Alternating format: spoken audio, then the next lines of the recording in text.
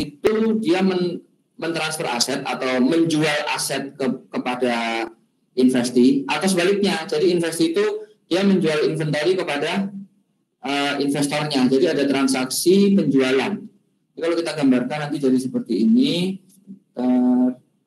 Ya ini gambarannya begini. Ini jadi ini investornya, ini investinya. Oke, nanti ada transfer seperti ini. Bentar, ada yang masuk. Nah, ini panahnya nggak kelihatan ya, maaf ya. Tulisannya terlalu jelek. Jadi, masuk lagi. Nah, jadi ini investornya atau kita biasa sebut P. Sementara ini adalah investinya, biasa kita sebut S misalnya. Nah, ini transaksi yang terjadi itu adalah si investi, kita sebagai P ini ya sudah memiliki kepemilikan secara signifikan kepada S. Misalnya punya 30% atau 40% atau 20% gitu ya. Nah, bagaimanakah mencatatkannya? Apabila dalam suatu periode ya, itu ada transaksi penjualan antara investi dan investor, baik investor sebagai penjual atau investi sebagai penjual. Nah, kalau investornya sebagai penjual, maka kan harusnya nanti ke bawah. S itu kan derajatnya di bawahnya P kan. Nah, ini kalau P yang jual ke bawah, ini biasa juga disebut sebagai transaksi hulu apa hilir ya? Hulu. Nah, atau bahasa Inggrisnya itu adalah downstream. Baik, ini downstream. Sedangkan kalau si investinya ini menjual ke investor, itu disebut sebagai transaksi hilir atau transaksi upstream. Oke, ada juga arus yang diikuti orang banyak, namanya mainstream. Nah, ya Allah beli sendiri. Ya, ada dua transaksi nih ya kalau digambarkan ya. Jadi ada yang namanya hulu, itu apabila si investornya itu jual ke investi, atau sebaliknya hilir, itu apabila si investinya jual ke investor. Oke, nah ketika terjadi transaksi seperti ini, ya, misalnya si P jual ke S, maka si P sebagai penjual nanti dia akan menjual, ya, misalnya dia akan menjual account receivable atau cash, yang dikredit adalah apa? Ayo kalau jualan sales. Kelihatan nggak itu apa kurang besar nggak teman-teman? Ini aja ya. Tidak Pak. Tidak Pak. Itu pada sales, misal kita jual ada 100. Nah, terus berikutnya yang dikredit berarti 100 juga ya. 100. Nah, misalnya ada COGS-nya. COGS-nya mau berapa COGS? 60 ya. Ngarang. Ini apa dari mana Pak? Tak tahu saya, ngarang aja. Ada apa? Merchandise inventory. Ya, kok tanda tanya? Merchandise inventory 60. Nah, jadi nanti pada transaksi ini akan ada gross profit berapa si P-nya. Misalnya P yang jual ya. Kalau P yang jual berarti tadi transaksinya apa? Downstream apa upstream? Downstream ya. Downstream. Nah, terus ini 100, harusnya COGS-nya ada berapa?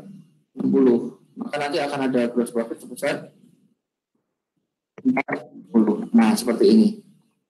Caranya seperti ini. Jadi, dari transaksi penjualan ini, si P nanti akan mengakui adanya gross profit pada laporan laba ruginya, ya, laporan laba ruginya P sendiri, ya, dia akan mengakui adanya gross profit sebesar 40. Nah, laporan laba ini itu akan menjadi benar seandainya barang ini tadi kan si investor jual ke investi ya, atau investi itu tadi membeli kepada investor. Nah, laba yang sebesar 40 ini akan menjadi valid ya ketika si S ini ternyata dia sudah menjual barang tadi ke keluar. Kenapa ini baru bisa secara akuntansi bisa diakui ketika si S menjual keluar? Karena di dalam metode equity yang kita anggap sebagai aset dari si P ini, dari investinya, itu adalah ekuitasnya si investor. Ekuitasnya si investi. Jadi paham ya? Jadi kalau digambarkan, hubungan antara si investasi dan investor ini seolah-olah dia itu kayak satu entitas. Nah seperti ini, tapi nggak penuh ya, nggak perlu satu entitas karena dia tidak mengendalikan penuh dia sekian. Dia hanya mengendalikan sebagian besar dari si S. Jadi paham ya? Jadi ketika si P itu jualan ke sini, itu kayak jual ke dirinya sendiri, teman-teman. Paham ya? Jadi ketika barangnya tadi ini tidak jadi dijual keluar, belum dijual keluar, maka kita tidak boleh mengakui adanya gross profit ini. Jadi gross profitnya nanti harus kita kurangkan. Paham ya? Tetapi kalau barangnya berhasil dijual keluar, maka nanti dia tidak ada penyesuaian lagi. Berarti jurnal ini sudah tepat. Jadi pahami maksudnya? Jadi kita akan menyesuaikan ketika ada transaksi penjualan barang dari hulu ke hilir atau hilir ke hulu, ya. Maka nanti kita akan sesuaikan seandainya barangnya tadi ternyata masih ada di gudang salah satu pembelinya. Misalnya ini dijual, jual ke sini ya, misalnya kan tadi nilainya 100. Ternyata ada barang itu sebesar 40% itu belum terjual misalnya. 40%. Oke, ini kelihatan nggak 40% belum terjual. Maka nanti seandainya kita tidak ada penyesuaian, maka labanya si ini jadi berapa dari penjualan ini kan 40 ya, gross profitnya 40 ya. Oke, nah karena ada 40% barangnya tadi tidak terjual, maka nanti dari total 40 yang bisa kita akui sebagai gross profit yang bisa muncul di laporan laba rugi itu nanti hanya akan ada 40%-nya dari 40 atau berapa jumlahnya? 16. Jadi paham ya? Ini hanya 16 yang bisa kita masukkan ke dalam laporan laba rugi. Kenapa? Karena Jadi yang 16 ini harus kita keluarkan dari laporan laba rugi. Kenapa? Karena barangnya belum terjual sebesar 40%. Jadi yang kita masukkan dalam laba rugi adalah 32 atau sisanya. Nah, maka nanti ini akan kita lakukan penyesuaian terkait barang yang belum terjual dari transaksi downstream maupun transaksi upstream. Itu ya logiknya ya. Oke, contoh misalnya untuk transaksi downstream. Ini ada PT Alamanda, dia memiliki 20% sahamnya PT Burberry. Cost-nya senilai 200. Oke, dulu beli senilai 200 kepada PT Burberry. Kok cost-nya senilai 200. Jadi si A, si induknya, bukan induk ya, investornya, itu menjual barang kepada PT B. Harga barangnya senilai 200. Nah, harga produk inventorinya itu adalah 140. Ya, maka kalau kita bayangkan, ya ketika terjadi transaksi penjualan ini, si PT A-nya itu akan menjual apa? Account receivable pada sales, pada sales sebesar berapa? 200. Ini 200. Sementara nanti dia akan menjual apa? COGS atau merchandise inventory besar berapa? 140.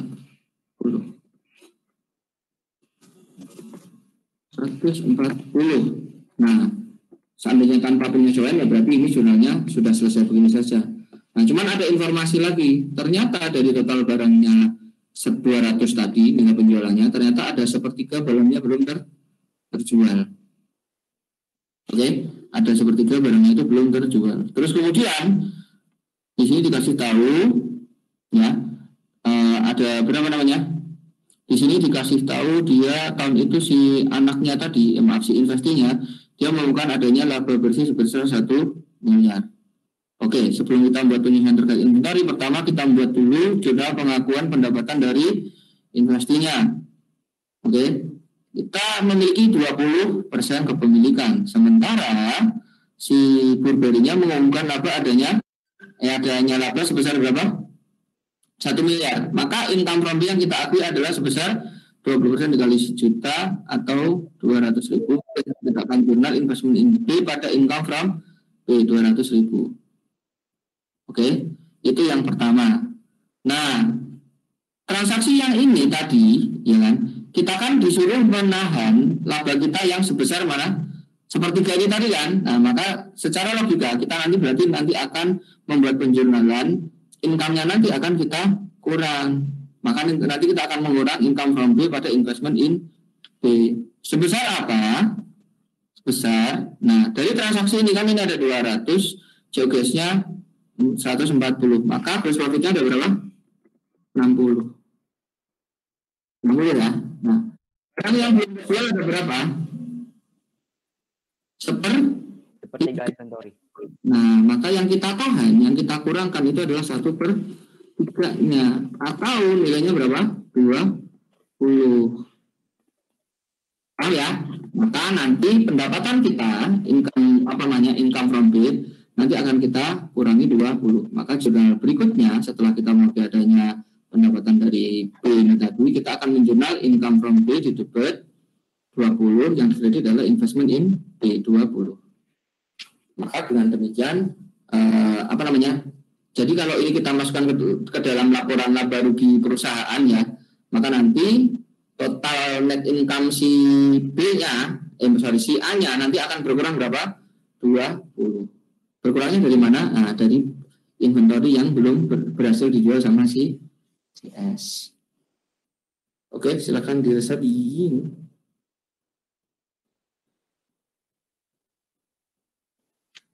Maaf Pak, saya masih kurang paham. Iya. Yang bagian downstream itu maksudnya produsen jual gitu Pak, atau gimana sih? Saya masih kurang paham Pak, dari awal gitu. Jadi si P ini jual ke S, itu namanya downstream gitu Pak. Maaf, putus-putus, suaranya kurang jelas. Atau mungkin coba diketik saja di komen atau di itu.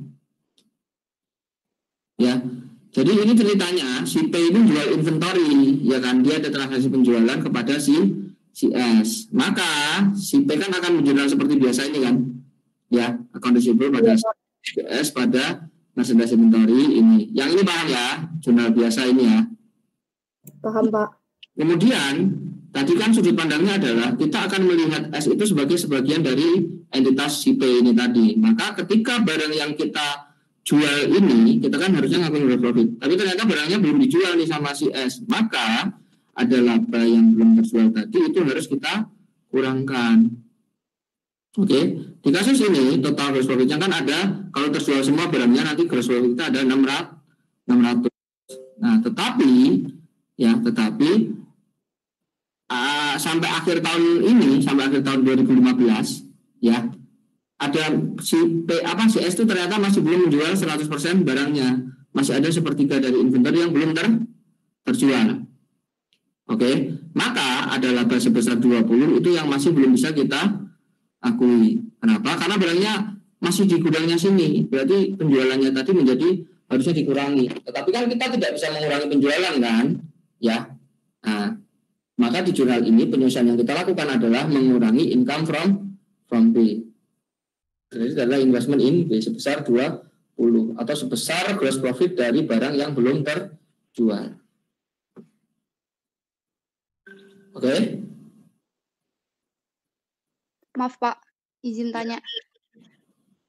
Berarti kalau yang tadi itu kan 20-nya mengurangi income from B Pak. Itu berarti maksudnya itu dari bagian sales-nya itu ya Pak? Hah? Iya enggak, ini kan kita sudah gimana maksudnya? Saya masih nggak paham Pak, kan tadi kan penyesuaiannya kan mengurangi income from B. Iya. Ke investment in B. Ya. Itu income from B-nya tuh itu P atau S Pak maksudnya? Saya bingung deh. Oh, nama perusahaannya kan Burberry ini si S-nya. P-nya namanya siapa? A. PT A memiliki 20% saham PT B. Berarti siapa yang berperan jadi P? Si A kan? Siapa yang berperan sebagai S? PT B. Makanya di sini ada investment in B pada income from B. Karena si S-nya yang biasa kita sebut S ini di soal ini nama perusahaannya adalah B. Gimana? Sudah paham belum? Iya paham Pak. Nah, seperti itu ya. Ini transaksi downstream di mana si P itu jual inventory ke sekian. Penjualannya ini ya 200 pada 140 ini di JOGS. Nah, terus Ya. ada laba. Kalau berhasil terjual semua kan gross profit-nya ada 60. Tapi ternyata si S-nya atau si B ini ternyata di gudang saya masih ada sepertiga nih dari inventory-nya dari perusahaan ini, parent-nya, di perusahaan si investornya. Maka ada laba sebesar 20 itu harus kita kurangkan. Iya, Pak. Tetapi karena ini transaksi investasi, ya ini adalah maka kita harus mengurangkan karena transaksi ini adalah metode equity, ya karena ini adalah transaksi metode equity yang bisa kita manipulasi, ya kan, yang bisa dimanipulasi sama akuntan untuk mengurangkan laba 20 ya hanya bisa mengurangkan pada akun income from P pada investment in P atau investment in P. Maka yang dibuat jurnal ya hanya income from P dan investment in P dikurang 20. Jadi nggak bisa kita ngurangin AR sales-nya. Paham ya? Karena faktanya memang terjual semua. Kita itu diminta untuk menghold laba, unrealized ya istilahnya ya. Laba 20 disuruh unrealized gara-gara si ini belum terjual. Nah, kenapa kalau kita peduli ini belum terjual kita harus unrealized gitu kan? Nah, karena ini adalah salah satu tempat kita berinvestasi dan ini adalah asosiasi kita. Jadi kalau ada asosiasi, paham ya? Nah, ini dianggap sebagai satu entitas. Jadi ketika barangnya belum terjual, ya, maka gross profit-nya harus kita unrealized. Oke ya, cara menganalisis. Maaf, Pak. Ya, silakan. Berarti tuh yang downstream itu tuh yang Jual P. yang ngejurnal itu si ini ya Pak, si Alamanda ya Pak. Makanya dia harus mengurangi gross profit yang belum kejual itu si 20.000 dari investmentnya dia di B, gitu ya Pak? Iya. Oh ya, paham. Jadi jurnal Makasih ini ya, Pak.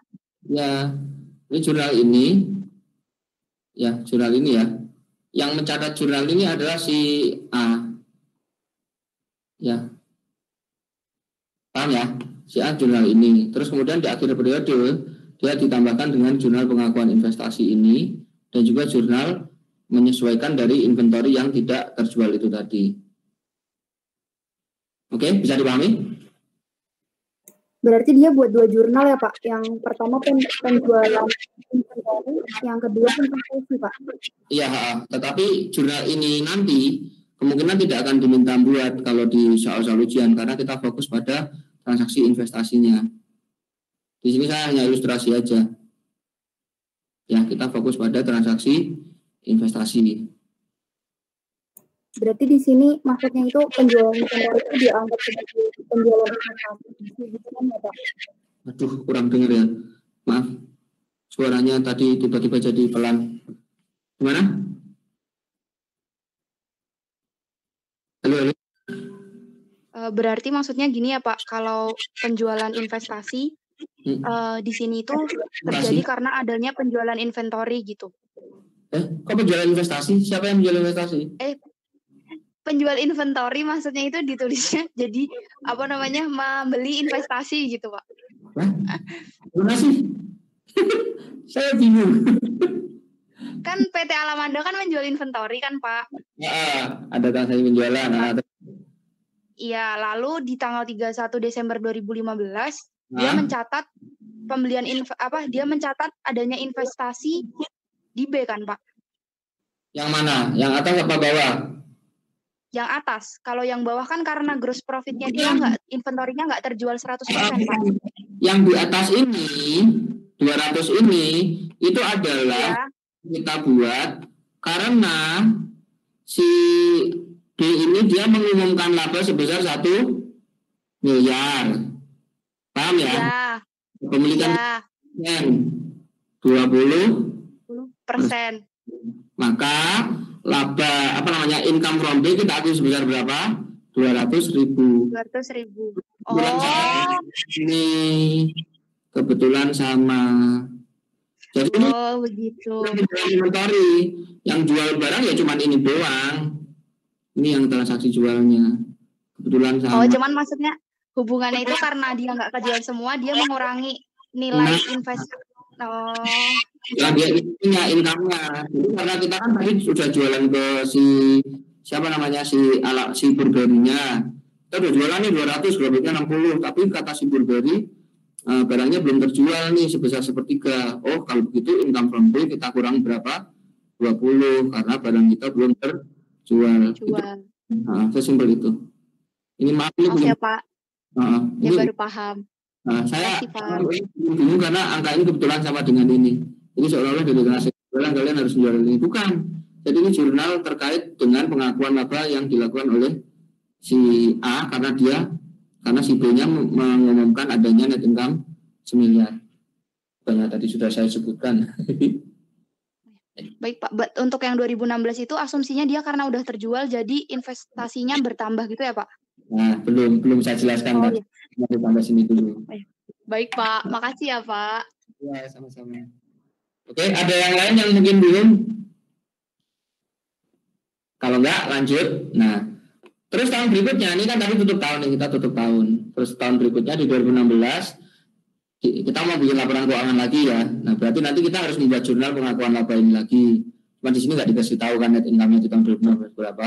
Berarti ya langsung nanti buat aja jurnal pengakuan income. Nah, terus dikasih tahu lagi ternyata barang yang ini yang tadi kita hold sebesar sepertiga tadi itu ternyata terjual semua. Maka penyelesaian yang kita lakukan ya tinggal dibalik aja. Berarti kita jurnal yang realize ini ya, jurnal yang realize gross profit tadi, berarti akan menambah income pada tahun dia terjualnya. Berarti jurnalnya nanti adalah income from B di kredit, debitnya adalah investment in B sebesar 20. Sama seperti hitungan ini tadi. Ya, sama hitungan ini.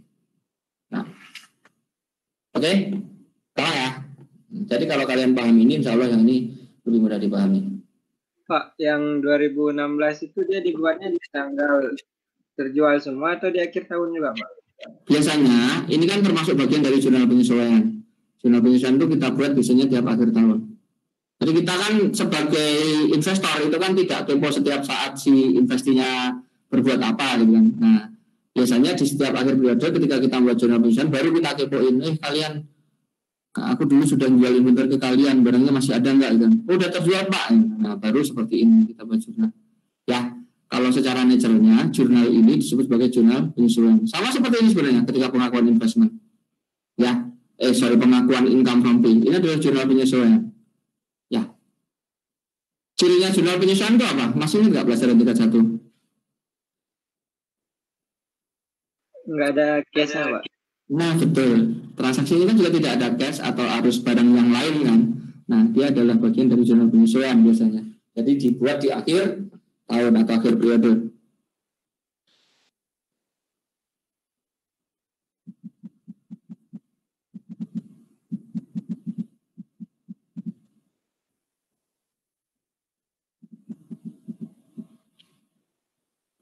Oke, bisa ya? Nah, ini yang downstream, gampang. Kenapa? Karena laba yang kita manipulasi, ya kan, bukan manipulasi, istilahnya yang kita akali gimana agar 20 ini bisa kita tahan, itu adalah labanya si P itu sendiri sebagai investor. Dan dia yang nyadet.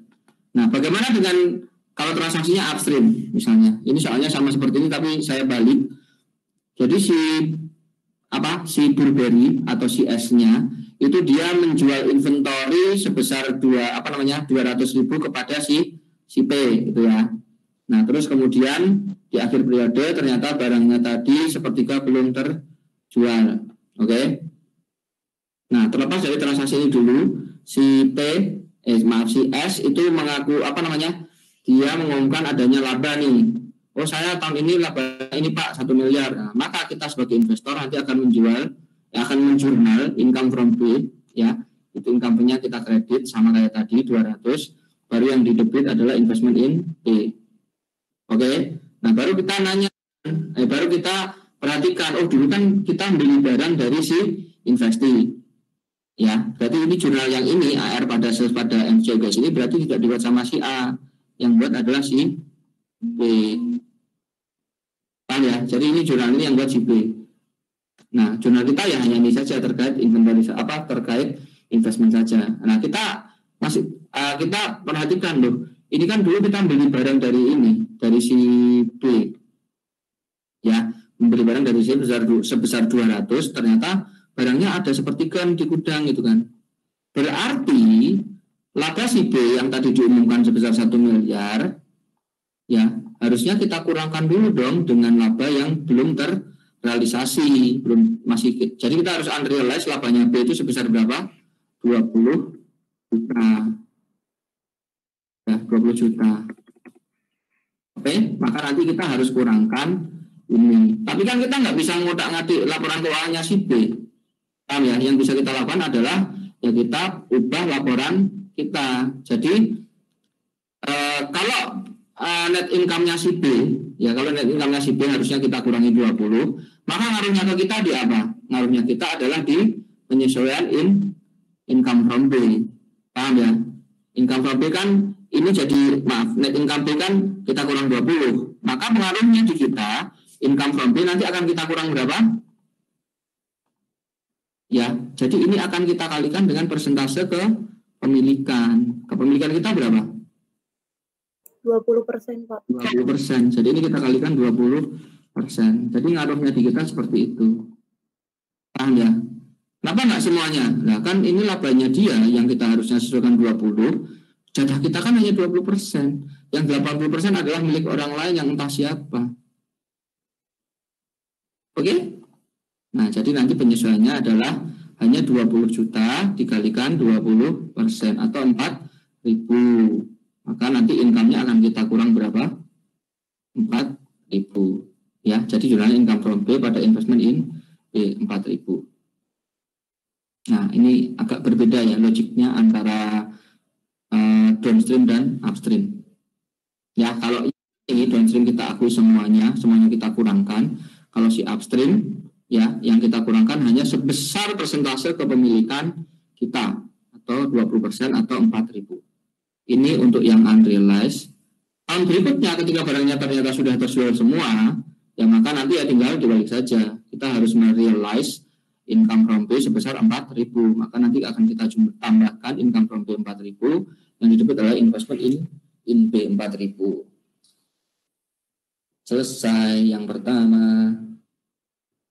Silakan kalau mau ada yang tanya.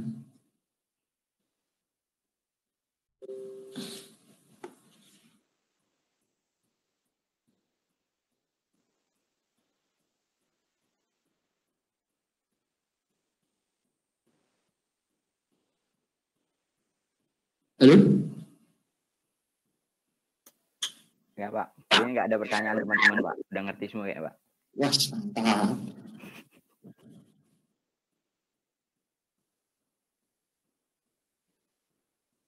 Oke, lanjut. Berikutnya untuk interim acquisition. Jadi selama ini kalau kita melakukan transaksi jual beli lagi, kita melakukan transaksi pembelian investasi, ya itu kan prosedurnya adalah kita akan membandingkan cost, ya kan? Cost kita, misalnya kita membeli sebuah, ya kita misalnya membeli 20% nih, 20% investasi pada ini, harganya 100 misalnya. Nah, nanti cost ini akan kita bandingkan dengan apa? Persen net asetnya. Kita bandingkan dengan 20% net asetnya investi. Jadi kan makanya begitu ya, kita bandingkan antara cost yang kita keluarkan dengan investi itu net asetnya ada berapa sih gitu kan. Nah, terus kita kalikan 20% kepemilikan kita. Misalnya ini ngarang aja nih, ketemu angkanya 80.000. Maka nanti akan ada selisih kan. Oh, berarti kita ada selisih nih. Akan ketemu excess value ya, sebesar 20. Ini prosedur yang normal itu seperti ini. Nah, seperti ini. Transaksi ini akan menjadi semudah ini kita lakukan. Selama ini kan juga kayak begini doang. Kenapa bisa semudah ini? Karena tanggal pembelian, ya, tanggal pembelian itu sama dengan tanggal neraca yang dipakai. Ya, jadi misalnya kita membeli investasinya kita beli tanggal 1 Januari 2016 gitu kan. Nah, karena pada tanggal itu adalah tanggal pelaporan keuangan, nah berarti kita bisa memperoleh neraca pada tanggal itu juga, kan? Oh, kemarin 31 Desember mereka neracanya sekian nih. Jadi net aset per tanggal 31 Desember, ya 3 Desember 2015 adalah sekian, maka ketemu net aset ya yang tepat. Jadi yang maksud saya, net aset yang disajikan itu adalah net aset juga pada saat tanggal pembelian. Oke. Permasalahannya itu akan muncul, ya, kompleks, akan sedikit lebih kompleks. Seandainya kita belinya itu tidak pada tanggal neraca, misalnya kayak soal di sini, oh kita beli perusahaannya tanggal 1 Oktober nih, gitu kan. Ya, kita beli di soal ini misalnya kita beli investasinya pada tanggal 1 Oktober. Sementara, ya, di perusahaan ini, laporan keuangan yang bisa kita peroleh itu adalah pertanggal 31 Desember 2015.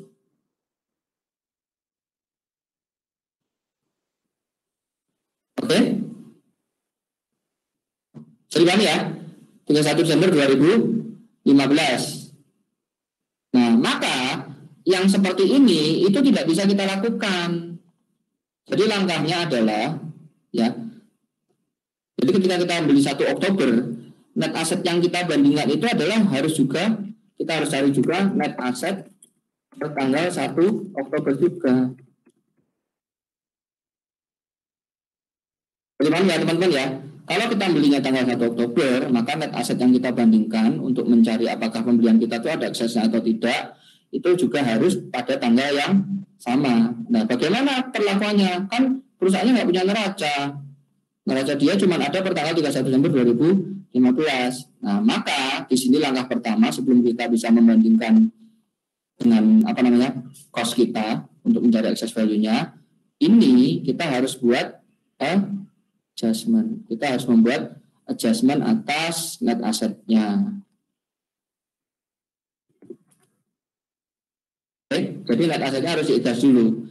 Kita dari tanggal 31 Desember kita adjust. Oh, yang nambah ekuitas anak itu apa sih gitu kan? Yang kurang apa? Kita tambahkan semua. Baru kemudian kalau sudah ketemu ekuitas per tanggal 1 Oktober, angka itulah yang akan kita pakai untuk dibandingkan dengan cost yang kita keluarkan. Jadi mana ya? Halo, bisa ya? Bisa, Pak, bisa. Bisa, Pak. Bisa, Pak. Bisa, Pak. Pada tanggal 1 Oktober sekian, kita membeli 40% sahamnya PT Sinar sebesar 800.000. Jadi kita keluar biaya berapa? 800.000. Nah, neraca terakhir yang dimiliki oleh PT Sinar itu adalah per 1 Januari 2016. Dikasih tahu di sini, oh neracanya dia ekuitasnya ada 1.500 nih gitu kan. Nah, bisa dibagi ya. Nah, terus ada informasi lain. Pada tahun 2016, berarti ini di 2016 ya, setahun penuh ya, dia mengumumkan net income sebesar 250. Nah, jangan lupa net income ini adalah net income dari tanggal 1 Januari sampai tanggal 31 Desember. Jadi mana ya? Nah, terus pada tahun itu juga PTS itu dia mengumumkan adanya dividen. Ya, dan dividen itu diumumkan tanggal 1 September. Oke. Nah, terus dikasih tahu bahwa book value-nya PTS itu sama dengan nilai wajarnya, kecuali bangunan. Bangunan itu nilai bukunya 400, ya, tetapi nilai wajarnya adalah 600. Berarti ada overvalue atau undervalue? Berarti akan undervalue, Pak. Value. Ya, ada undervalue sebesar berapa? 200 juta. Ya. Nah, maka langkah pertamanya itu adalah sebelum kita bisa bandingkan dengan book value-nya, bandingkan dengan cost-nya. Ini cost-nya dulu kita pasang. Nah, kita lihat per 1 Januari ekuitas dia berapa sih? Oh, 1.500 pasang di sini. Terus kemudian kita tambahkan dengan income. Ya, oh ini Pak, ini si PTS mengumumkan net income-nya 2,5 tapi kan 1 tahun. Maka yang kita tambahkan di sini itu adalah yang dari tanggal 1 Januari sampai tanggal 30 September atau 9/12. Aduh, nulis pakai mouse susah. Oke ya. Jadi nanti 2,5 dikalikan 9/12 maka akan ditambah berapa? 187. Terus kemudian sampai 1 Oktober ekuitasnya si S tadi ada transaksi lagi nggak yang mengurangi ekuitas atau menambah? Oh ada, ternyata dia sudah bagi dividen nih per tanggal 1 September. Sementara kita belinya tanggal 1 Oktober. Maka ekuitasnya si S ya itu akan kita kurangkan dengan dividen 150. Paham ya? Maka net aset kira-kiranya per 1 Oktober itu adalah berapa? 1537500. Jadi yang angka yang kita pakai adalah yang sudah kita sesuaikan. Bukan yang 1,5. Kenapa? Karena 1,5 ini adalah per 1 Januari. Jadi kita harus cari lagi ekuitas anak atau net aset anak per tanggal 1 Oktober. Dan ketemu berapa? 1.537. Oke? Baru kita kalikan dengan kepemilikan kita 40% akan ketemu 615. Jadi balik ya. Nah, dikurangkan ini sama ini. Tadi kosnya kita 800 nih. Ternyata klaim atas net aset kita itu hanya 615. Maka dari pembelian kita akan ada kelebihan atau excess value sebesar 1.805. Oke. Kelebihannya ini untuk apa sih gitu kan? Kok kelebihan gitu kan? Setelah kita telusuri tadi kan ada under value inventory ya. Under value apa namanya? Bangunan kan? Ada under value bangunan. Sebesar berapa under value-nya? Totalnya adalah 200 juta. Sementara jatah kita, kepemilikan kita hanya berapa? 40%. Nah, maka alokasi untuk ini hanya 80.000. Berarti masih ada sisa berapa? 105. Baru 105-nya kita alokasikan untuk goodwill. Ya, jadi dari transaksi ini kita ada excess value sebesar 185, di mana alokasinya 80 adalah untuk bangunan, yang 105 adalah untuk goodwill. Oke, maka transaksi ini semua kalau kita jurnal, ini adalah transaksi penjualan, pembeliannya, investment in cash pada cash 800.000. Terus kemudian pada tahun ini si anak kan si investornya kan dia mengumumkan laba sebesar berapa? 150 kan? Laba kok 250? Paham ya? 250. Tetapi 250 ini tadi ya 250 ini adalah laba selama setahun. Paham ya? Selama setahun. Sementara kita itu memilikinya dari bulan apa? Oktober. Jadi hanya 3 bulan kan? Maka net income yang bisa kita akui itu hanya sebesar 3/12. Nah, jadi nanti untuk menghitung income from S itu adalah 250 dikalikan 3/12 dulu. Baru kita kalikan dengan kepemilikan kita 40%. Berapa ketemunya? 25. Kok tahu? Kan ada di situ. Oh, iya. Tidak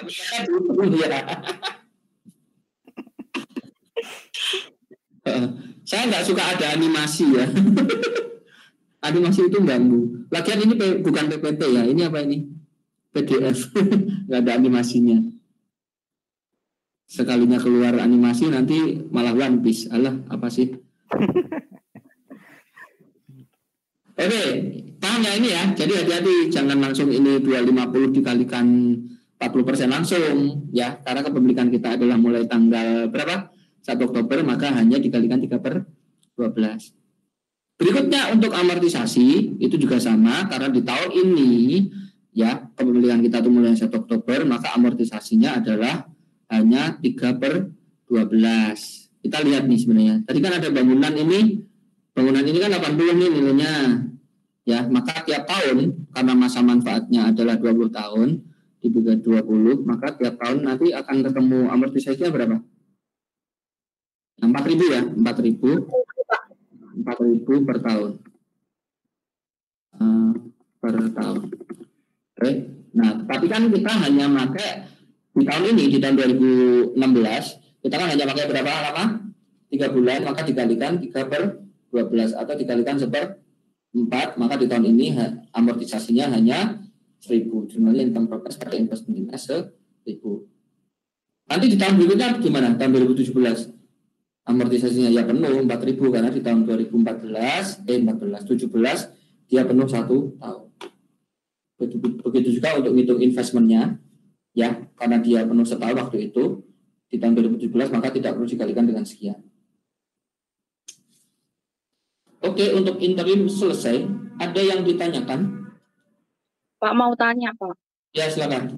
Itu dividennya dikurang soalnya dia mengumumkan dividennya itu sebelum dia membeli ini Pak ya, sahamnya itu ya Pak. Ya, ketika si S itu membayar dividen, ya, ekuitasnya bertambah, berkurang atau tidak berubah?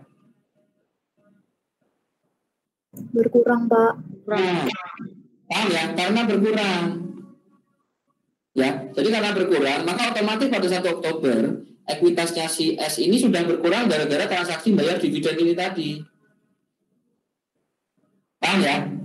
Berbeda cerita kalau dividennya ternyata dibayarnya tanggal 1 November. Maka ini tidak perlu dikurangkan. Paham ya? Jadi nanti cuman ini ditambah ini. Ya, cuman 1,5 ditambah 187.500. Tapi karena pembayaran dividen itu dilakukan sebelum pembelian, maka ekuitas si S per tanggal 1 Oktober itu sudah berkurang dari transaksi pembayaran dividen. Nggak usah dibingungkan ya, ini pas declare atau pas apa namanya bayar. Nanti kita tidak akan buat 2 tanggal, anggap saja cuma 1 tanggal.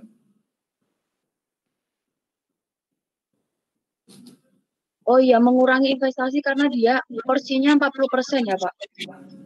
Enggak, karena kan kita ngitungnya klaim itu kan dari ekuitasnya si anak, ya, ekuitasnya si S.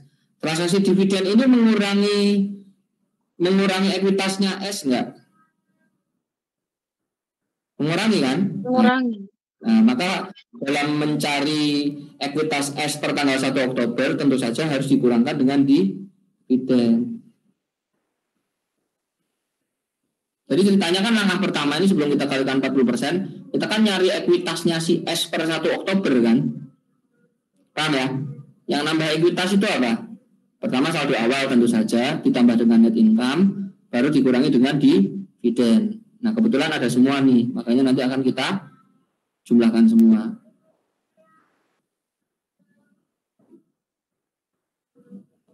Gimana? Sudah bisa dipahami belum? Tapi nggak perlu di ini ya Pak ya, dihitung kan itu 1 September itu Pak. Nggak perlu dibagi-bagi berapa per 12 gitu, nggak perlu ya Pak. Nah, dividen yang dibayarkan pada tanggal 1 September jumlahnya berapa? 150. 150 kan? Jadi ekuitasnya si S pada tanggal 1 September berkurang berapa? 150 ya Pak. Nah, logiknya begitu. Jadi karena net income kan untuk setahun kan, jadi memang berbeda dividen sama itu. Ya, hati-hati ya. Ya, jadi, makasih Pak. Ya, sama-sama. Jadi tidak semua mau kita kalikan sekian persekian karena memang nature transaksinya berbeda. Net income itu adalah untuk 1 periode atau 1 tahun, ya kan? Sementara dividen itu mau dibayarkan tanggal berapa, ya ekuitasnya akan berkurang segitu. Bisa dipahami ya? Bisa Pak. Oke? Pak, kalau dia nerbitin saham baru berarti ekuitasnya otomatis bertambah, Pak? Jangan dipikirkan. Segini aja ya kompleksitasnya ya. Oh, nggak ada di soal itu, Pak. Nah, nanti ada ya yang terkait pengeluaran saham baru ada terpisah. Ini kita fokus di sini aja. Oke, Pak. Pak, kalau itu belinya di tengah bulan gimana ya Pak? Nah, Dibulatin ke atas atau ke bawah? aja. Kan sudah belajar dulu tingkat 1. Asumsinya pakai tengah atau awal bulan, akhir atau awal bulan kan? Kalau 1 sampai 15 berarti anggap saja awal. 16 sampai 31 anggap saja akhir.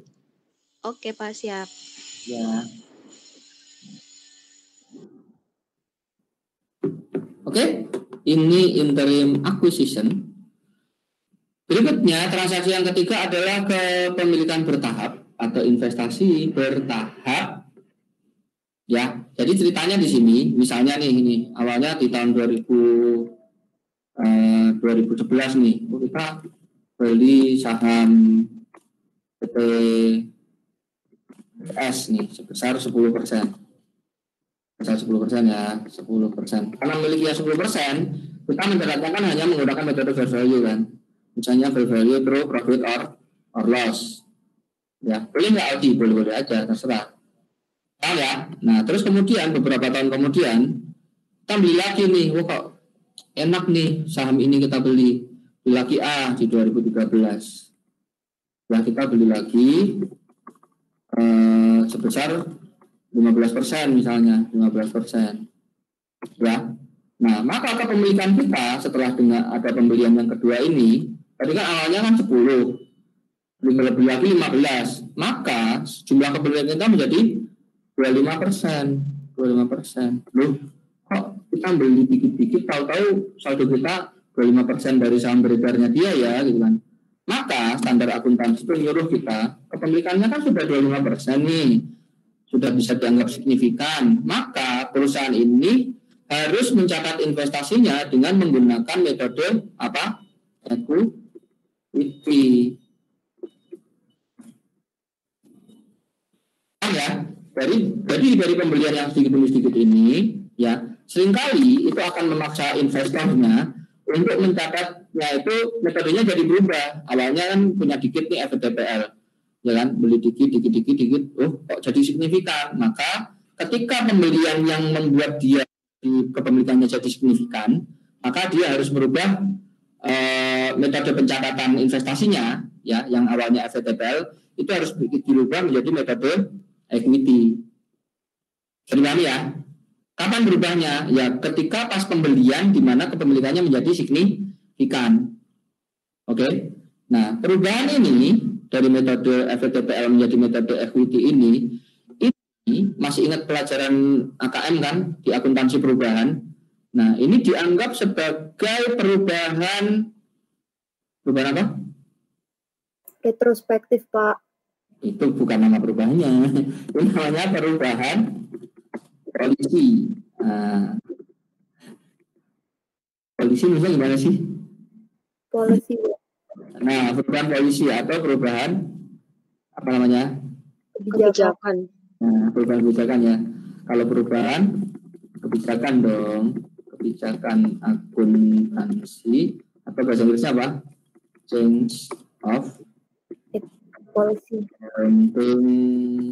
Polisi. Nah, ya di perubahan FVTPL menjadi equity itu dianggap ya sama standar sebagai perubahan kebijakan atau change in accounting policy. Ya. Maka karena ini dianggap sebagai perubahan kebijakan, maka perubahan ini itu harus dibarengi dengan apa? Retrospective adjustment. Ya. Dengan retrospective adjustment itu, maka saldo kita itu harus kita buat seolah-olah kita sudah menggunakan metode equity dari awal pembelian kita. Baru kita sesuaikan saldonya, maka nanti akan saldonya menjadi sesuai seperti metode equity. Ya. Masih ingat kan pelajaran tingkat 2? Kan masih baru kemarin kan materi UAS itu. Insya Allah, Pak. Kemarin tidak kita ajarkan yang perubahan dari FVTPL ke equity ya. Cuma diajarkan yang dari inventory, dari FIFO ke LIFO, atau yang dari apa namanya revenue recognition itu. Nah, kenapa? Karena belum diajarin ini. Belum diajarin metode equity yang detail. Oke, contoh soal. Misalnya PTP membeli 10% sahamnya PTS pada awal 2016 senilai 70 juta. Ini hanya awalnya tuh di 2016 kita beli berapa? 20%. Oke. Terus kemudian 20%, 10%. Nah, tahun-tahun itu dia mengumumkan si anaknya, si anaknya mengumumkan tahun ini ada laba 100.000 loh, terus dia bayar dividen 50. Tetapi kan karena kepemilikan kita itu 10%, ya, maka jurnal yang kita buat di tahun 2016 itu hanya pertama, dia mencatat investment in trading securities 70.000 senilai pembelian ya pada cash. Terus jurnal yang kedua itu adalah kita menjurnal cash, ya, kita menjurnal cash, di debit kreditnya adalah dividen income, itu sebesar 10% dikalikan dividen yang dibagi, mana dividen dibagi tadi ini. Nah, ketika si S-nya mengumumkan laba, ini laba kita 10.000 nih gitu kan. 100.000 nih.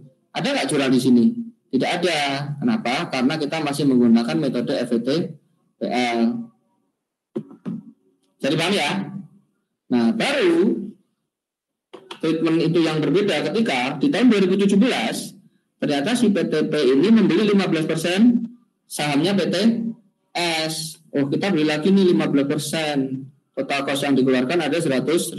Maka total kepemilikan dia itu akan menjadi berapa? 25%. Dan ini dianggap sebagai perubahan yang signifikan. Maka jurnal yang kita buat itu adalah pada tahun 2017.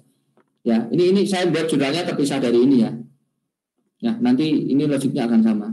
Pertama kita ya sebelum kita membuat jurnal pembelian ini ya, ini biar logiknya nyambung ya. Jadi jurnalnya tidak saya buat sama dengan ini ada di buku ini ya. Ya, pertama kita buat dulu retrospective adjustment. Bentar di komen aja. Oke, jurnal kita jadi gimana?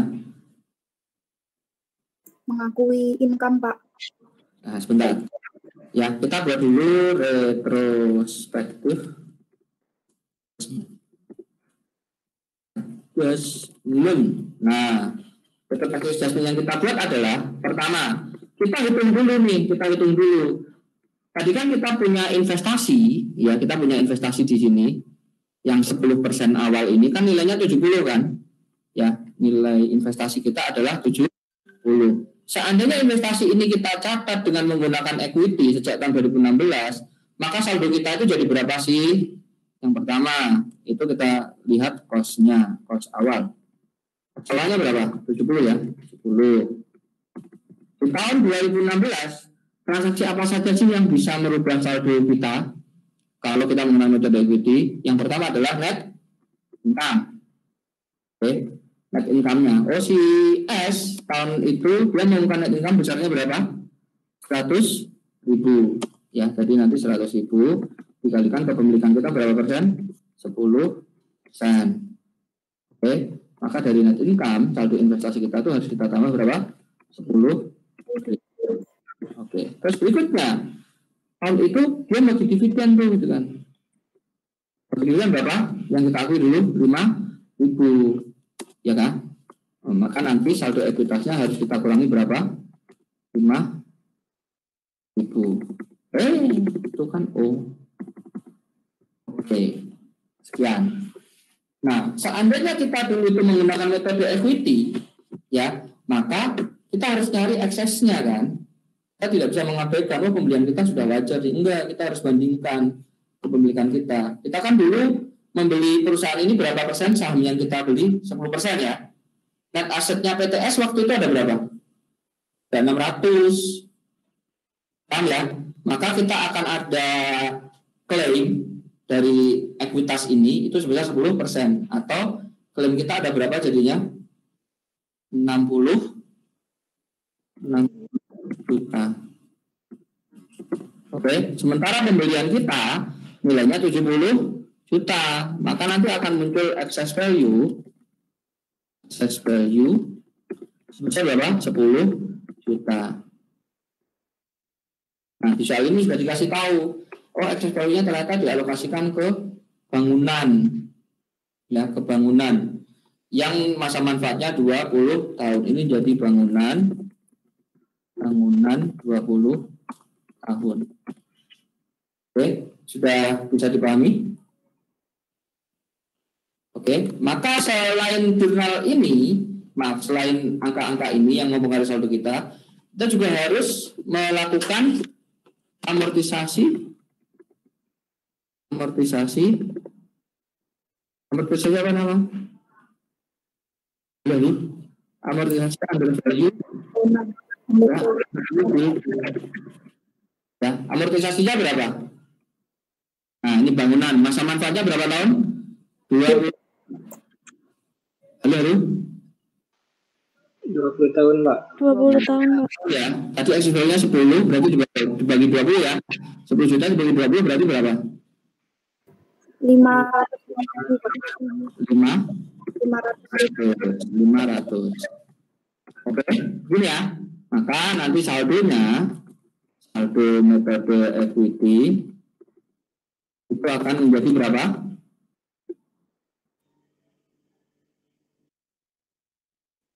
74.500, Pak. 74 ya benar 74.500 kurang 5 Pak. nah ya saldonya menjadi 74.500 oke 74.500 sementara saldo apa namanya investment kita ya kan saldo investment awal sebelum adanya perubahan ya saldo investment kita ada berapa 70. Nah maka nanti retrospektifnya ada berapa retrospektifnya nanti akan ada berapa 4.500. Nambah ya jadi kita tambah 4.500 ya logiknya ya 4.500 maka sebelum kita mencatat pembelian kita akan menjurnal retrospective adjustment. Jurnalnya adalah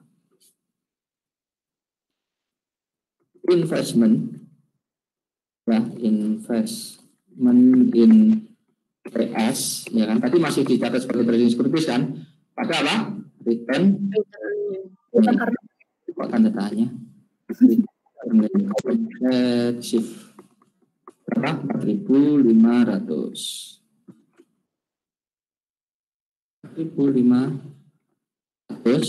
oke baru kita catat jurnal pindah ini ya kan kita kan jadi punya ini kan tadi kan TS ini harus kita catat sebagai apa lalu kita harus catat sebagai apa Investment equity Pak. nah langsung lagi investment in ini kan sebesar berapa saldonya sekarang jadi berapa awalnya kan tadi ada 70 berarti 74.500 oke terus pada apa pada investment in trading kan sebesar 74.500 baru kita jurnal pembelian itu adalah investment in S ya ada S sebesar 100.000.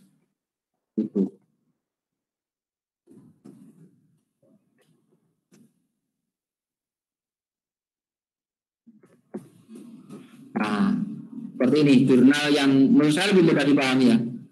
Nah, kalau dibuiin jurnalnya menjadi seperti ini ya, dijadikan satu ya. Investment in S 170, investment in TS pada cash 70 dan 100, baru ditambahkan dengan retrospective adjustment-nya.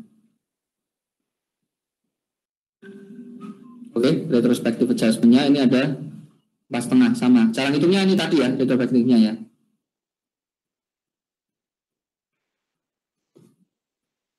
Oke, ada yang ditanyakan?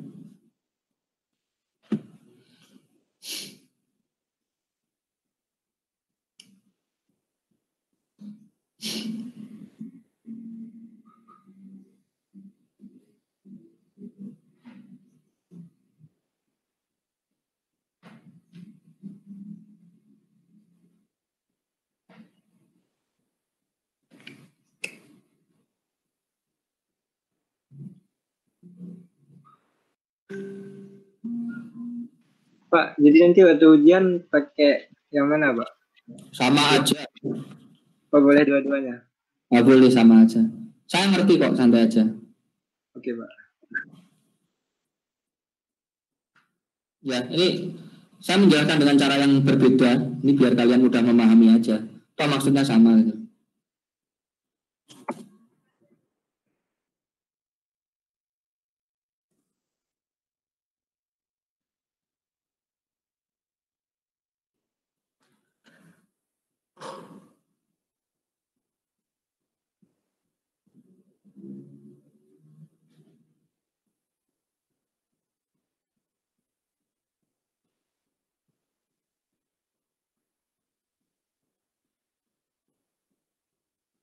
Oke? Mau diresapi dulu atau lanjut?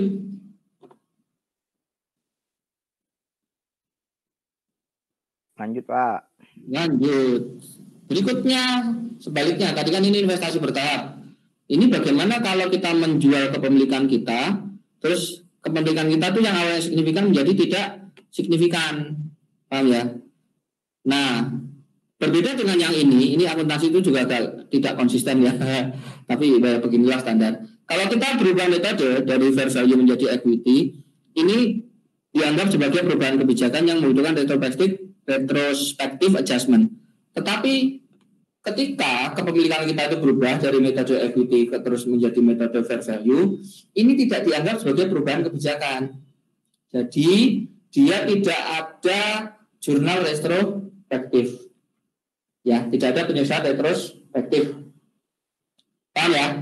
Nah, terus kemudian kan kita jual sebagian, maka saham yang tersisa itu harus kita catat dengan metode fair value. Paham ya? Nah, karena kita catat dengan metode fair value, maka nanti nilai buku yang tersisa itu juga harus kita sisakan sebesar fair value. Paham ya maksudnya ya? Jadi misalnya 10 lembar nih, 10.000 lembar nih, fair value-nya berapa? Oh sekian ya, maka itulah yang akan menjadi saldo setelah kita jurnal. Oke? Ya, jadi remarknya itu adalah dia tidak ada perubahan kebijakan, jadi tidak memerlukan jurnal retrospektif. Dan nilai investasi yang baru itu harus kita catat sebesar fair value. Itu yang harus dipahami. Contoh seperti ini, misalnya di 2013 PTP dia itu membeli 320.000 lembar sahamnya PTS ya, atau 40%-nya dan dianggap signifikan. Dulu belinya itu harganya 580 ya, 580. Terus kemudian ekuitas PTS pada waktu itu adalah 1.200 ya, 1.200 ya. Maka klaim kita jadi berapa? Kan kita tadi keluar 580. Paham ya? Klaim kita berapa? 40% kali 1.200 berapa? Tolong dicarikan. 48, Pak. 4. Ya, 480 ya? Ya, maksudnya 480, Pak. Nah, 480. Oke, dan 480 ini sudah ditetapkan. Dari transaksi ini ternyata itu berarti ada selisih berapa tadi? Excess value-nya 100 ya. Ini ada 100. Ya, dan di soal sudah ditetapkan. Ini akan menjadi goodwill. Oke, ini jadi goodwill. Oke, yang pertama seperti ini dipahami. Jadi dari transaksi ini muncul goodwill sebesar berapa? 100 juta. Nah, terus waktu terus berjalan. Tadi kan 2013, tiba-tiba kita sudah menjadi tahun 2015. Ya, saldo investasi kita adalah 700. Ya, 700 ini kan nanti ada goodwill berapa tadi? Ada goodwill-nya 100 kan? Berarti klaim atas perusahaannya jatahnya berapa? Jatahnya adalah 600. Ya. Nggak usah dihitung, ini memahami soal aja. Nah, ternyata di tahun berikutnya, di tahun 2016 ini kita sudah punya saldo terakhir sekian, sama seperti ini. Si PTP ini dia menjual 200.000 lembar sahamnya. Ya, yang awalnya 320 dijual 200, maka akan tersisa berapa? 120. Tadi kan ini berapa? 40% ya. Kalau 40% itu 320, maka 200 itu berapa persen? Halo. Ada yang punya kalkulator, tolong dihitungnya berapa persen?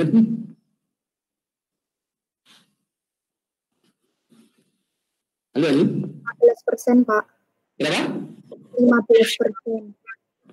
15? Yang 15 yang mana? 120, Pak. Oh iya, ini 15% ya, ini ya. Ini 15%. Maka yang 200 itu berapa persen? 25%, Pak. Nah, ini 25%. Besar banget sih, 25%. Jadi kita jual dari 40%, dijual 25%. Paham ya? Maka kepemilikan kita itu tinggal 15%, sehingga memaksa perusahaan untuk mencatatnya dengan menggunakan metode fair value. Paham ya? Nah, terus dikasih tahu dari 120.000 lembar ini atau 15% ini nilai wajarnya dikasih tahu 270. Nah, 270 inilah yang harus menjadi akhir kita nanti. Ya, karena di metode fair value nilai sebuah aset itu harus kita laporkan sebesar apa? Fair value-nya. Oke. Maka nanti jurnalnya Ya, tadi kan yang 200 lembar ini berhasil kita jual seharga 460 kan, maka kita akan menjurnal cash di debit 460. Oke, terus kreditnya apa? Investment in S. Nah, investment in S-nya itu yang kita jurnal itu adalah sebesar, tadi saldo kita ada berapa di tahun ini? 700.000.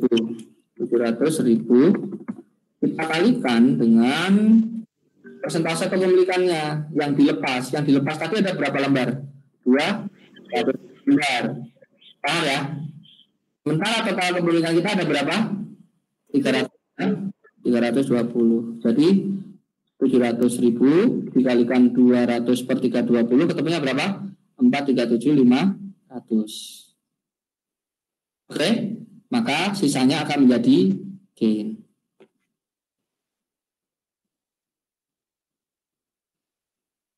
Oke, nah terus berikutnya kita kan masih memiliki 120.000 lembar. Itu kan sementara tadi masih tercatat di metode kan. Nah, jumlah ini harus kita transfer di metode fair value. Maka nanti jurnalnya ini akan kita jurnal di investment in trading securities sejumlah fair value-nya. Ya, sejumlah fair value-nya. Kita dapat 270. Yang kita kredit adalah sisanya ini tadi. Atau kalau mau kita hitung lagi itu adalah 700.000 dikalikan misalnya tadi berapa? 120 ya, 120 per 320 ketemunya sekian. Yang kita debit 270 karena nilai pasaran sekarang 270. Yang kita kredit adalah sisanya atau 262.500. Maka dari perubahan kategori ini ya, perubahan kategori ini nanti akan ada gain sebesar 7.500. Jurnalnya ini gain on transfer of categories. Ya, lebih gampang ya dari ini ya. Hitungannya lebih simpel.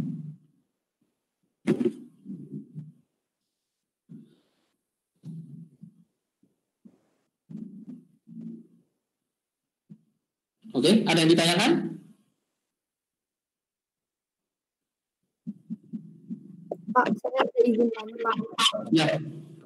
Yang tab sebelum kan Ya, tidak terdengar. Maaf, tidak terdengar.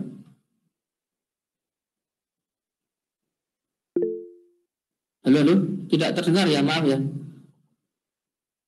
Ini saya yang putus sinyal atau dari sana? Yang lain masih dengar saya nggak? Masih, Pak. Masih, Pak, masih. Oke, itu si Salsabila mau bertanya. Pak, aku tanya. Tanya apa?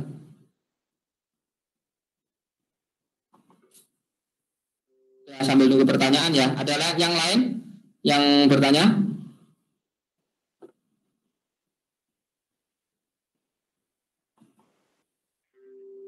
Oke, tidak ada. Kalau tidak ada, sementara lanjut dulu ya. Nah, tadi kan kita asumsinya pembeli saham tadi itu kita ambilnya di pasar. Jadi dari pembelian yang kita lakukan tadi semuanya secara agregat dia tidak menambah jumlah saham yang beredar dari investi. Oke, tetapi kadang-kadang pembelian itu ternyata kita membelinya langsung dari investi. Jadi investinya ketika dia menjual ke kita, dia tuh harus isi saham yang baru. Maka untuk menghitung persentase kepemilikan kita, ya, jadi kita tidak hanya memperhatikan jumlah lembar saham yang beredar yang lama, tetapi ya yang harus kita hitung adalah setelah pembelian kita total saham beredar si investi itu ada berapa, gitu kan. Nah, pembelian kita baru dibagikan dengan jumlah yang itu. Jadi pahami ya. Jadi hati-hati ketika ada soal misalnya pembeliannya kok itu dari investi, maka itu akan menambah jumlah lembar yang outstanding. Dan yang kita pakai nanti adalah nilai yang terakhir. Ya, yang kita yang kita pakai adalah nilai yang terakhir setelah issued dari pembelian kita. Bentar, yang pertanyaannya tadi sudah muncul belum? Oke ya, balik lagi ke sini ya. Pak, mau nanya untuk equity jika ada preference share apakah dimasukkan untuk menghitung nilai aset? Oh, ini habis ini aja ya, habis ini. Nanti ada di bawah. Yang preferred. Nah, belum ya. Oke ya, kembali lagi ke sini ya. Contoh misalnya pada awal Januari 2013 PTP dia membeli 20.000 saham yang belum diterbitkan sebelumnya, yang belum diterbitkan sebelumnya langsung dari PTS senilai sekian ya. Jadi dari pembelian 20.000 ini dia itu membeli lewat isuannya si PTS. Oke. Sebelum kita beli sahamnya PTS, dia itu sudah memiliki 20.000 lembar saham juga. Ya, jadi kita membeli 20.000 lembar ya. Terus dia isut 20 lembar ini buat kita. Sebelum kita membeli ke dia itu sudah memiliki 20.000 lembar saham yang lama. Maka setelah dari pembelian kita, jumlah lembar saham dia itu menjadi berapa? Setelah dia isut saham baru 20.000. Maka kepemilikan kita menjadi saham yang outstanding dia menjadi berapa? 40.000. Paham ya? Kita memiliki 20.000, maka persentase kepemilikan kita adalah menjadi 50%. Jadi bukan 100%. Kenapa nggak 100%? Nah, karena gara-gara kita beli, dia jadi mengeluarkan saham yang baru. Jadi total yang outstanding itu tidak 20.000, tetapi menjadi berapa?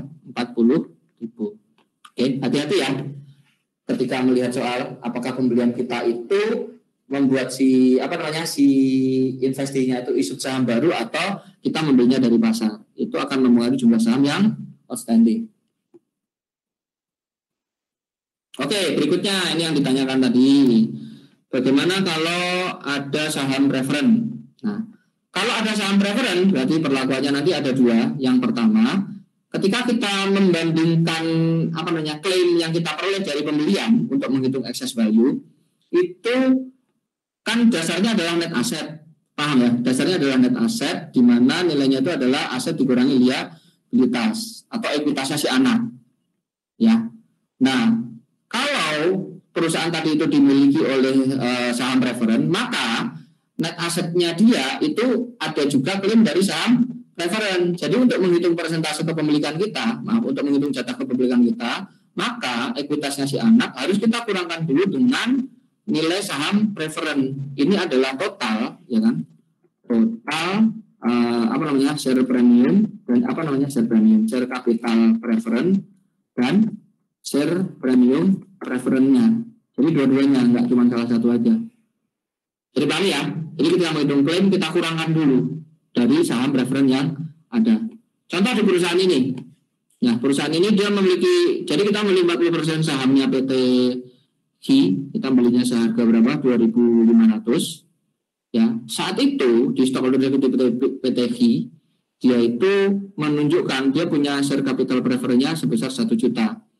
Ya, ada share capital ordinary 3 juta, share premium ordinary 500, return earning 1.500. Maka total stockholders equity dia jadi berapa? Total stockholders equity dia menjadi berapa? Ini ditambah ini, tambah ini, tambah ini. 6 juta. 6 juta. Oke, 6 juta ya. Maka dalam menghitung klaim, nah pertama kita pasang cost kita dulu. Cost kita berapa? 2.500. Ya, sementara ekuitas dia ada 6.000. Tetapi perusahaan ini memiliki apa? Saham preferen. Nah, berarti kita kurang dulu dengan saham preferen. Paham ya? Setelah dikurangi saham preferen, maka jatah untuk saham biasa, ya kan, ini akan menjadi ekuitas untuk saham biasa. Saham biasa itu adalah berapa? 5 juta.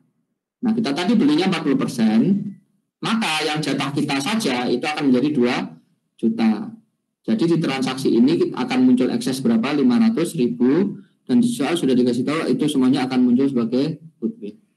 Paham ya? Jadi kalau ada saham preferen, maka dalam menghitung ekses, ya, klaimnya itu dikurangkan dulu ekuitasnya anaknya atau net aset anaknya itu dikurangkan dulu terhadap saham preferen yang ada. Ya, dan totalnya ya, share capital dan share premiumnya semuanya dijumlahkan, dihilangkan. Oke? Pertama ini, ya, mempengaruhi perhitungan klaim kita atas net aset si investinya. Yang kedua, ngaruhnya dari saham preferen adalah ketika tahun ini si perusahaan ini membagikan dividen berapa? 700.000. Ya, dia membagikan dividen 700.000. net income. Oh, maaf salah. Dia mengumumkan net income 700.000. Maaf sudah kelas ketiga jadi sudah lulu ya. 700.000 ya net income-nya ya. Nah, maka dalam menghitung income from S-nya, maka nanti 700.000 sebelum kita kalikan dengan berapa persen kepemilikan kita kurangkan dulu dengan dividen untuk saham preferennya, baik di-declare maupun tidak di-declare. Baik kumulatif atau tidak kumulatif, kita harus mengurangkan semuanya. Nah, di perusahaan ini, share premium saham preferennya tadi kan 10%. Total parnya ada 1 miliar, maka jatahnya dividen untuk saham preferen jadi ada berapa? 100.000, maka nanti dalam menghitung net income, income from S-nya 700 dikurangi 100, maka jatah untuk saham biasa jadi berapa? 600. Kepemilikan kita berapa persen? 40%. Maka 40% dikali 600 adalah 240, maka nanti jurnalnya adalah investment in HI 240 pada income from HI 240. Itu yang harus diperhatikan. Sama satu lagi dari Mayora, bukan. Satu lagi itu adalah jatah dividen kita, teman-teman. Ya. Tadi kan dia membagi dividen totalnya 200 juta. Nah, tetapi jangan lupa preference stock itu harus dibagi duluan. Jatah preference stock tadi ada berapa?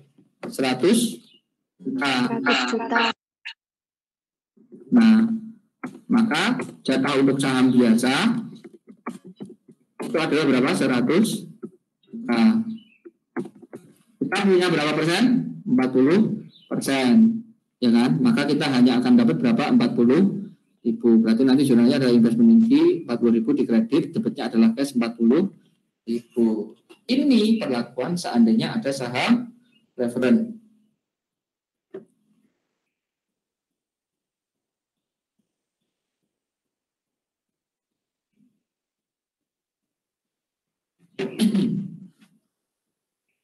Oke, sedikit lagi, satu lagi ya.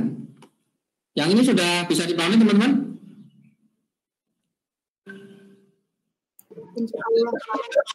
Lumayan Pak. Mantap. Oke, kalau begitu lanjut ya yang terakhir. Ini benar terakhir udah nggak bisa nih 8/8 nih. Nah, lumayan ya. Chapter ini cukup gemuk ya ternyata ya. Yang terakhir, bagaimana seandainya si investornya itu, si investinya tadi merugi sehingga jurnalnya jadi dikredit terus. Boleh nggak sih kita punya saldo investment negatif? Jawabannya tidak boleh, ya kan? Jadi ketika investinya itu melaporkan rugi, dan kalau kita turutin kita jurnalnya investment dikredit terus, sehingga investmentnya itu kalau kita jurnal lagi dia saldonya menjadi negatif, maka penjurnalan tadi harus dihentikan ketika saldo kita sudah mencapai 0. Paham ya? Jadi kita tidak boleh mengkredit lagi ketika saldo investment kita sudah mencapai 0. Nah terus bagaimana Pak? Kan faktanya dia memang rugi sekian. Ya nggak apa-apa.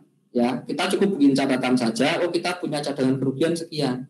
Jadi rugi yang belum kita jurnal itu harus kita buat catatan tersendiri yang disebut sebagai cadangan kerugian. Nah cadangan kerugian nanti itu harus kita perhitungkan pada tahun berikutnya atau tahun berikutnya lagi seandainya si investinya tadi mengalami keuntungan sehingga kita harus mengakui adanya income from S. Jadi income from S-nya pada tahun-tahun berikutnya itu harus kita kurangkan dulu terhadap cadangan yang ada atau akumulasi cadangan kerugian yang sudah ada.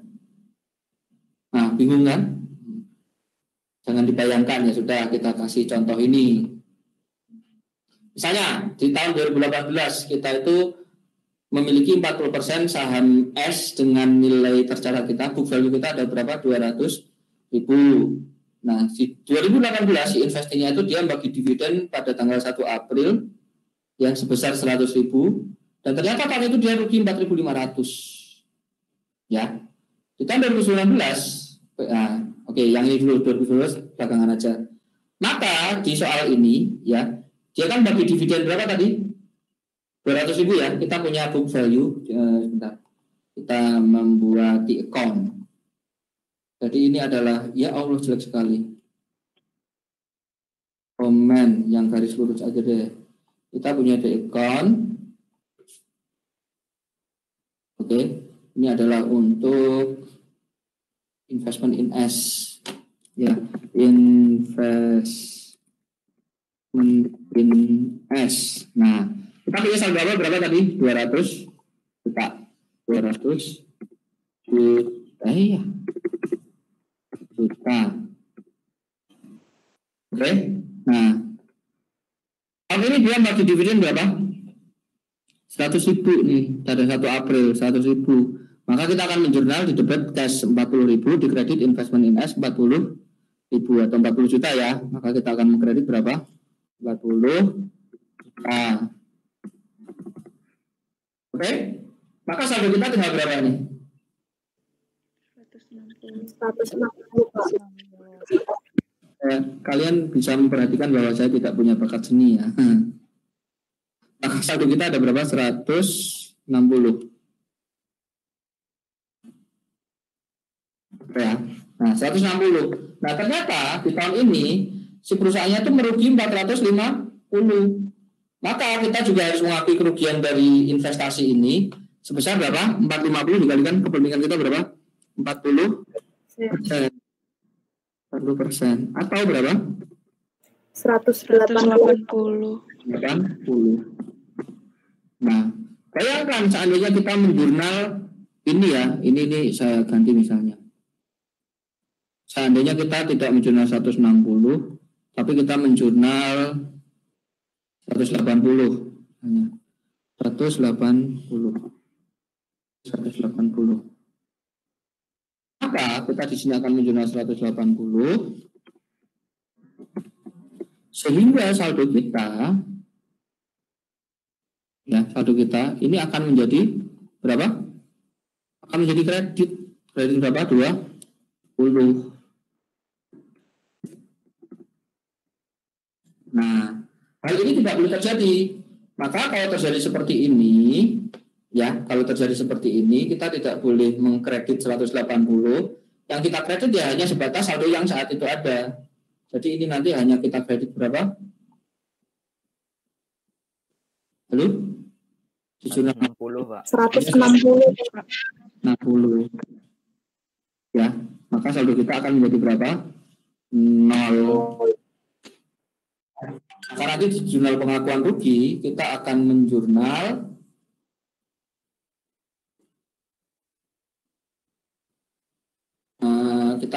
seperti ini ya, income from S 160 dan yang dikredit apa? Investment in S 160.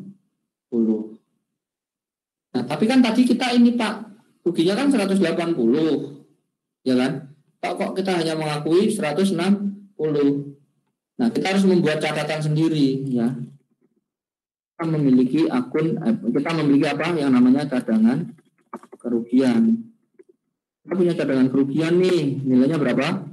Yang belum kita jurnal ya. Yang kita belum kita jurnal berapa? 20.000. 20 juta. Nah, 20.000. harus kita kurangkan. Seandainya di tahun-tahun berikutnya si investinya mengumumkan adanya keuntungan, harus kita kurangi lagi. Oke, yang ini paham dulu nih ya, kita nggak boleh 180, tetapi hanya maksimal 160. Oke, praktek ini. Seandainya tahun berikutnya si investinya ini mengumumkan laba, tahun ini ternyata kita berhasil ribuan Pak, gitu kan. Kita ngumumin laba 80 juta. Maka kita akan mengakui adanya klaim laba kita berapa? Klaim 32. Ya, berarti nanti ini dikalikan 40% sama dengan 32.000. 32. Oke, tapi jangan lupa tahun lalu kita masih punya cadangan rugi. Kita ada berapa? 12. 20. Maka tahun ini ya kan income-nya hanya akan kita asum berapa? 12 juta. Jadi kita jurnal pengakuan income from S-nya telah menjadi investment in S itu 12, yang dikredit adalah income from S berapa? 12. Dan selesailah chapter 2. Alhamdulillah. Oke.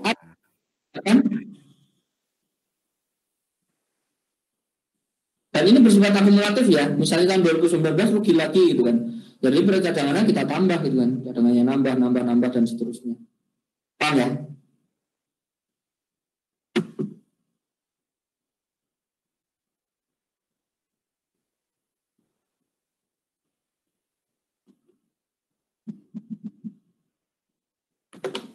Oke, kalau tidak ada pertanyaan berarti sekarang saatnya latihan-latihan. Latihannya adalah kerjakan buku workbook yang nomor ini. Oke, ada di apa ini namanya Telegram. Tapi sebelum latihan, mari kita pause dulu. Oke, kita pause dulu. Tolong dinyalakan kameranya.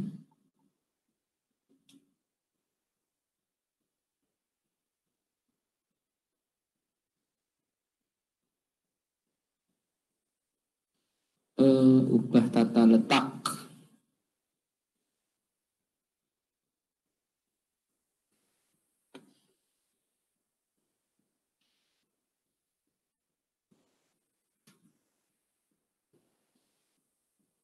Iya, ada yang miring. Itu tolong jangan miring ya.